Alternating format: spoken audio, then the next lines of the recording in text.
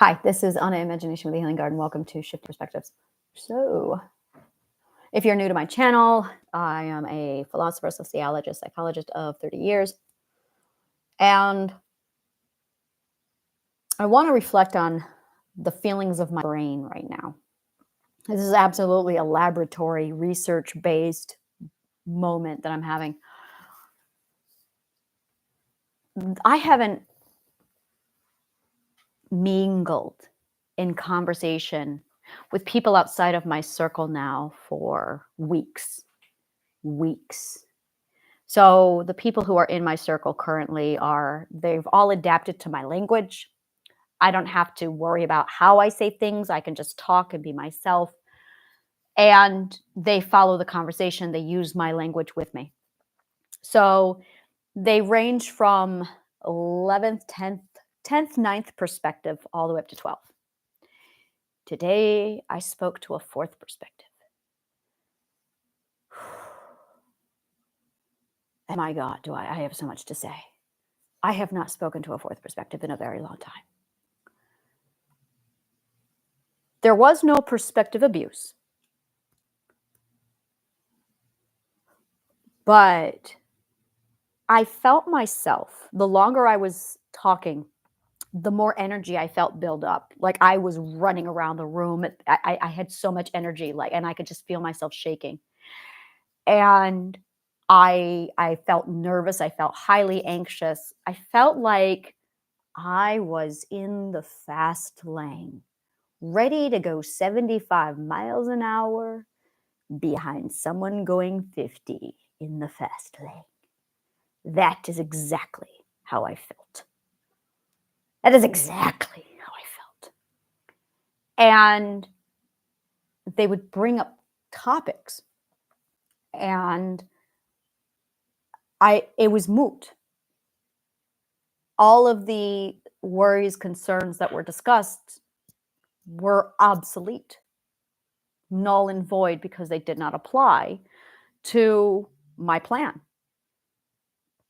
Of course, it was rude to tell them, just stop it. So I listened, and it was driving me nuts as I listened, because I felt my energy increasing, and I just felt like I was sitting behind a car going 55 miles an hour.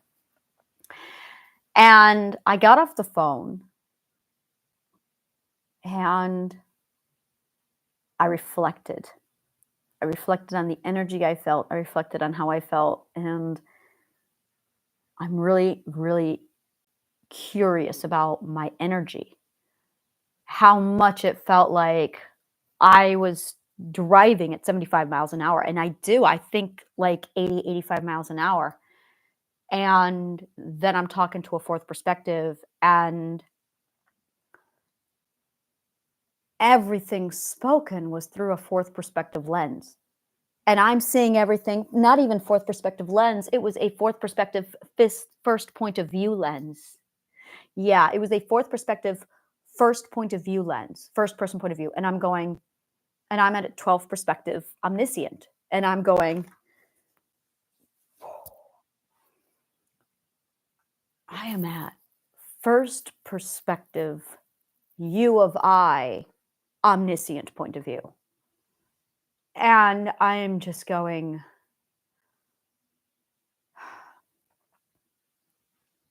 so I felt like this might be like stepping into a different culture. And then stepping away from the culture and going, okay, so I experienced that. I dipped my toes into a 4th perspective world. Yeah, I haven't been in the 4th perspective in so long. So long. I haven't been there in so long. And I can feel the perspective gap. Now I have my group of people, so I'm fine. And my group of people are evolving with me, so I'm fine. But wow, my mind. Wow. And I almost want to say ADHD is definitely a part of this. There's something going on with ADHD here. I can feel it in my bones. It's as if a person with ADHD had to slow themselves down to accommodate the slower thinkers. Do you feel that way, Liz? With your ADHD, do you feel like you have to slow yourself down to accommodate slower thinkers? Sometimes? When do you feel your ADHD the most? School? Case in point.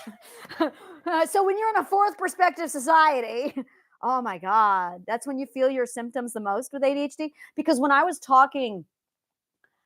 in the fourth perspective, I'm like, I'm not ADHD, but oh my God, I started running around. At one point, I literally just ran around my coffee table, and I'm like, I was so anxious, and I'm like, oh my God, it's going too slow. It's going too slow. It's going to, and I'm beginning to think that this is dimension.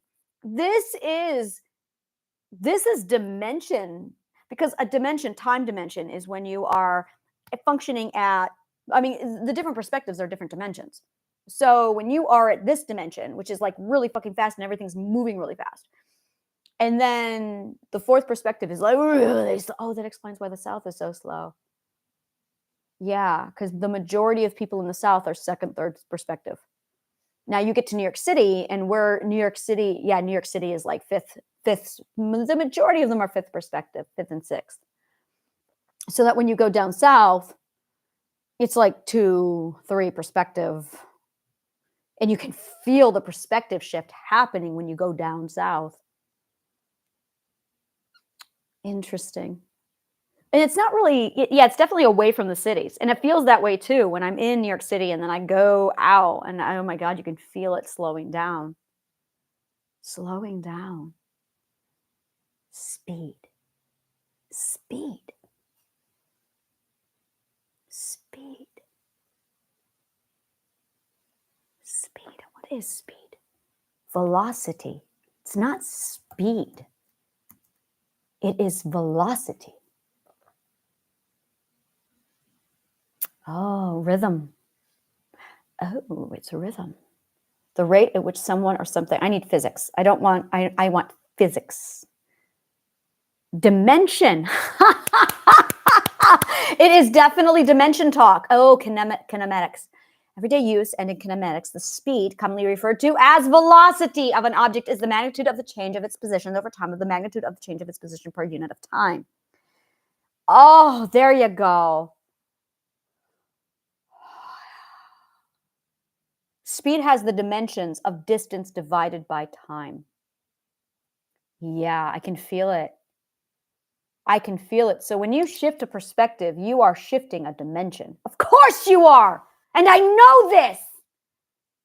So perspective is a dimension. So is imagination. That's also a dimension. So is stories. Those are also dimensions. Also, time is a dimension. Really cool, huh? So when you start breaking down the different dimensions and you start to understand that it's blocks, you're existing in a different block.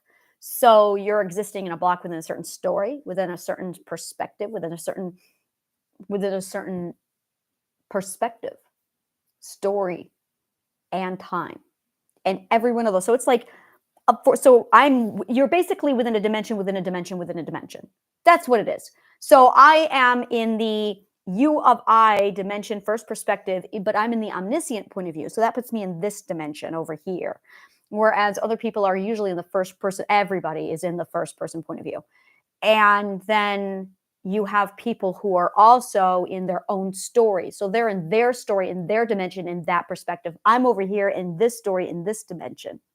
And I can basically have the same speed around these people. But then you get over to the fourth perspective, and it's painfully slow. And I can tell which perspective somebody is in just based off of the speed that they are going. How much I have to slow down to get into a certain perspective tells me how far back I've had to go in the different perspectives. I can feel the shift. And that's where the further back I go, the more I'm like, oh my God, which explains ADHD. When you go into school, I'm beginning to think ADHD, ADHD, ADHD. You know what I think ADHD is? It is suppressed dimensions. That makes a lot more sense. Boom. That feels right. And it feels good. That feels so logically right. Everything in my bones is going, yep, that's it. ADHD is a suppressed dimension. Interesting. It means that if you have ADHD, you're actually smarter than the pace you're moving at. You need to speed up. You need to speed up. You're not in the right dimension. Oh, that makes so much sense, which is why someone who has PTSD, because the trauma has forced you to stay behind. You basically have stunted your own dimension growth. There you go. ADHD is stunted dimension growth. There you go. That makes sense. You're living in the wrong dimension. That is what ADHD is. Oh, I can feel it. That makes so much sense. And in order to do that, you have to suppress the energy. So what does energy have to do with dimension? Now that's curious. What is the relationship? I'm going to Google this. What is the relationship between energy and dimension? Somebody already Googled this. Yay! Derivation of the dimensional formula of energy. I love this shit! The fundamental dimensional formula of mass. That of length is L and it is for time. So the dimensional formula of energy is dimensional formula. Oh my God, there's a dimensional formula of energy.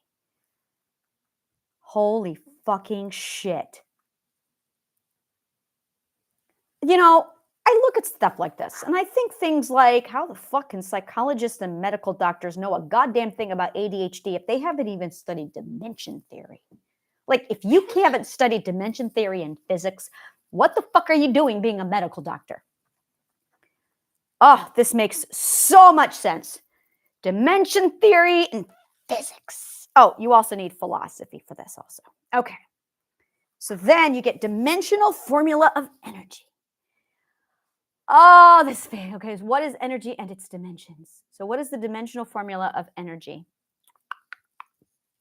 M, mass, to the first power of length squared time negative squared. So it's mass length time.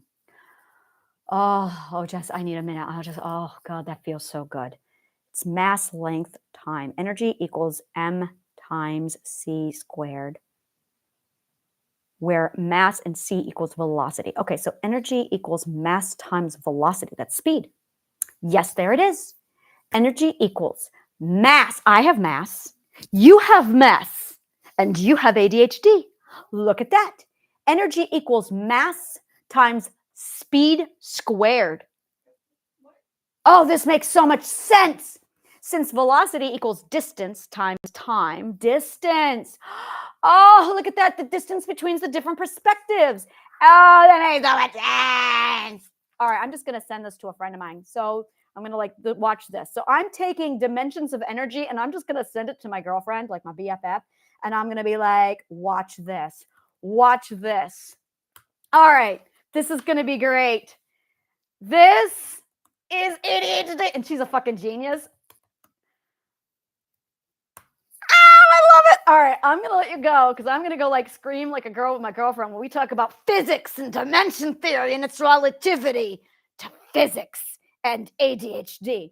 Thank you so much for being my audience, and may the kindest of words always find you. Oh, I'll drop this link down below so you guys can see it. This is ADHD. Bonk. This ... is ADHD. There you go. Oh, this makes so much, the world makes so much sense. There, it's down below. Thank you so much. And may the kindest of words always find you.